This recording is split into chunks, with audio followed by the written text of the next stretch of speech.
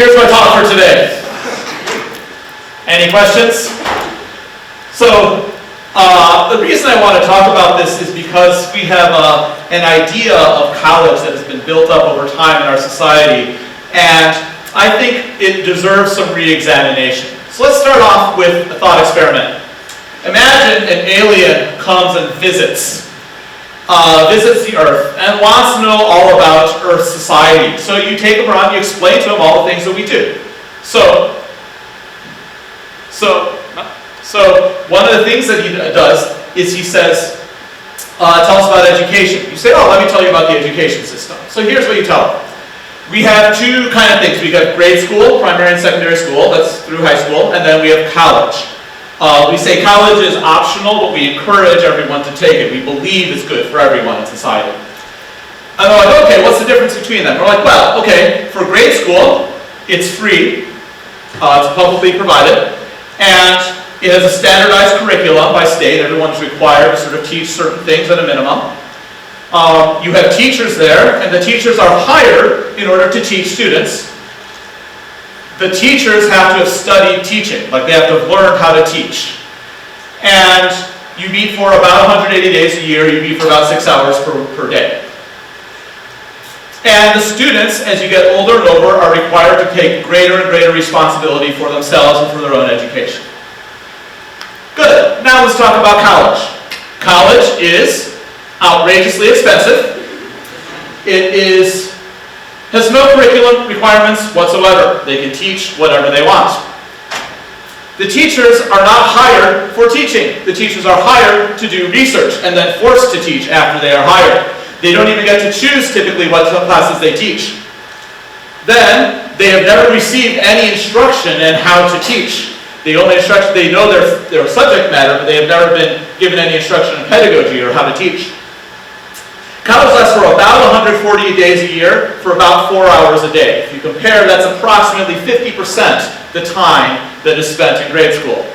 And of course, students are encouraged, instead of greater responsibility, they're encouraged to drink large quantities of alcohol in violation of federal law.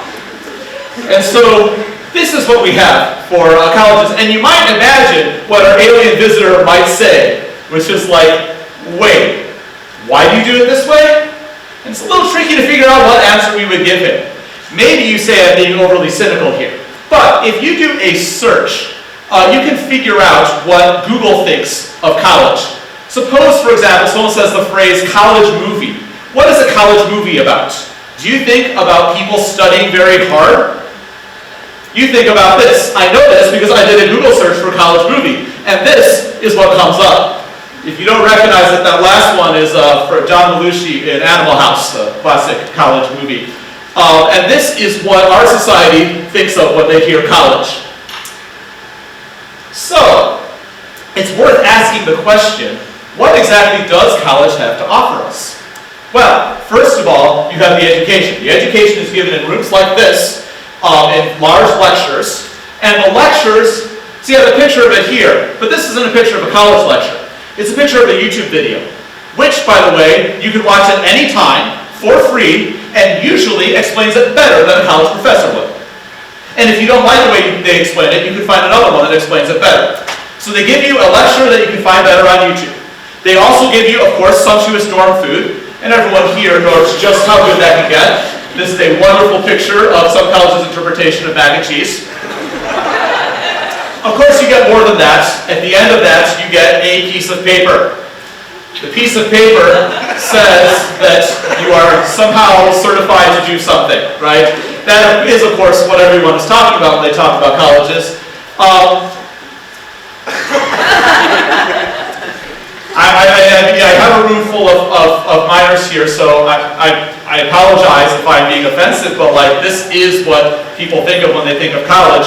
And finally, of course, colleges have the benefit of taking your money. And so, there's a lot, when you think about what college offers, it's increasingly hard to make the case, especially when you consider some of the other things that are going on in college and the trends that have been developing over the last few decades. For example, we all know that colleges have a high standard, right? They hold people to academic rigor. Interestingly, is that still really true? This is a graph, a beautiful graph assembled by the Harvard Crimson. So by the way, today I am going to make fun of my alma mater. I think I have every right to do that, but because there was a big lawsuit against them, a lot of their hidden information became public, and so we have a lot more information about Harvard than we do about other colleges. And we assume that the other colleges do it about the same, so we're using Harvard as our example because everyone always wants to go to Harvard. So let's talk about Harvard. Harvard Crimson assembled this information together, and it says that Harvard GPA, starting here in 1890, the average GPA was 2.4, and it apparently stayed pretty steady and didn't reach 3 until about 1970. And then there's a very steady increase until around now, the average GPA is 3.8. which is a pretty impressive average. I'm just bummed because I went to school here and I missed out on a whole 0.4 of increase in grade inflation. I could have gotten even higher grades. It would have been great. So this is the academic rigor that our flagship institution has to offer. And of course, coming along with it, there's the cost. This is not made up. This is the real cost. U.S. Bureau of Labor Statistics. What's interesting to note is how insulated this is to anything that's been happening. Look, in the 80s, there's a big stock market crash. Then there was a big boom here. Right here was the attacks of 9/11. Then there was a big crash of the stock market right here. And then here, but nothing changes. It just goes up. The only interesting thing is that right here, there's a kink, and it starts going up faster. I don't quite know what happened in 2003 that caused that to happen, but it really did the Iraq War or something? I'm not really sure. So, but this is, the increase over 1980 is actually 1,200%. It's 6 times greater than the rate of inflation. And again, these are official statistics. So it's really worth asking the question, wow, is it worth it? Well, you say, well, of course it's worth it because it's going to important things like education. Actually, it's not necessarily true. If you look at where the money ends up going, one thing you find is that there's a big trend in all education, not just colleges, towards increased non-teaching positions, administrative or executive positions. So this one takes the ratio of number of teachers to number of non-teachers, non-teaching staff. That includes secretaries, administrators, and so forth. In, for example, take public research universities like U of I. It goes from 3.5, so for every 3.5 teachers, there's 1 administrator. 20 years later, 2012, it's down to 2.2. Similar things happen in private research. Actually, looks almost identical. So those are the ones that you guys are most interested in coming to. So the money, by and large, goes to hiring administrators. And that is actually a large part of the increase in tuition. What else? Well, you might ask, you have the elite schools, right, like Harvard or the Ivy Leagues and stuff. They must have something extra to offer, right? I have done extensive research on this, and I've come up with what they have to offer, and that is elitism. If you think about it, if a Harvard education is so good, and if Harvard has $53 billion in their endowment, which is more than the GDPs of more than 100 countries, then if Harvard has that much money, why don't they teach more students? They have enough money that they could be teaching 30,000 undergrads, but they don't. Why not? Because there's nothing special about a Harvard education. The only thing Harvard is selling you is the fact that you got into it. And that elitism is where all the value of Harvard's diploma comes from. I am speaking from experience here, by the way. So, let's talk about getting into Harvard. This is a great one. This is from the Supreme Court documents. Harvard did a study, an internal study that was never released. It got caught in a subpoena from the Supreme Court for the case that became the big SSFA case. They got this stuff out and it became public. This is Harvard's study. The way to read it is the larger that bar is, the more that influences whether you get into Harvard. It's a better predictor of whether you get accepted.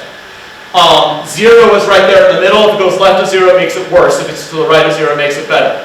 There's stuff on here about race. None of that matters right now since there's a Supreme Court case, so I'm not going to talk about race. Let's look at the other stuff that's on here.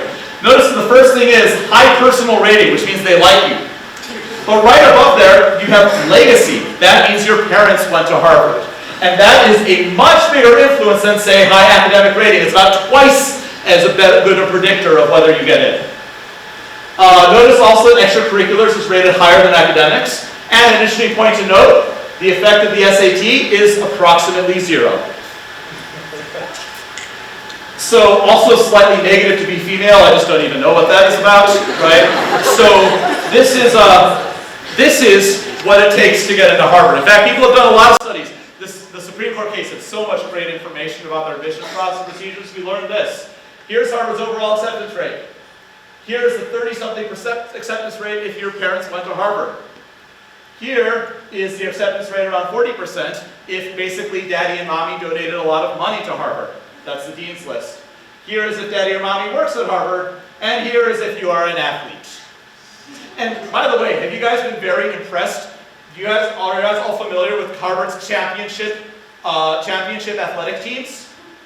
And yet still, you get an over 80% acceptance rate if you're a recruited athlete. Furthermore, there's this great study by Harvard. This is the best part. This is actually a Harvard study. They looked not just at Harvard, but at 12 elite colleges, the Ivy Leagues, plus University of Chicago and Stanford, I believe. And what they found is your admissions rate as a function of your percentile of income, your family's income. And what's interesting is when you're poor, basically, it's a little more likely to get in because they're like, wow, your family's so poor, you've got all these disadvantages, but you've done so great, so they let you in more. And as you get richer, your chances actually go down substantially of getting admitted until you hit the very, very top 0.1%, at which point your chance of getting in skyrockets. Note that this is normalized for test score, so it has nothing to do with your test score. They've already taken care of that. In fact, it is true, this blue line is the number of students who have a 1,500 on their SAT or higher, and it's true that that does correlate with income, but not nearly as much as getting into Harvard does. Right? This gap here is enormous between here. This up here, you're good, you're talking the chances of getting in are ridiculously high. So, this is what college admission is about. Well, my time runs short. I could go on for hours. I love this topic. There's a lot to talk about. But the fact is, okay, now what? I mean, I'm already done with college, right? What do you guys do?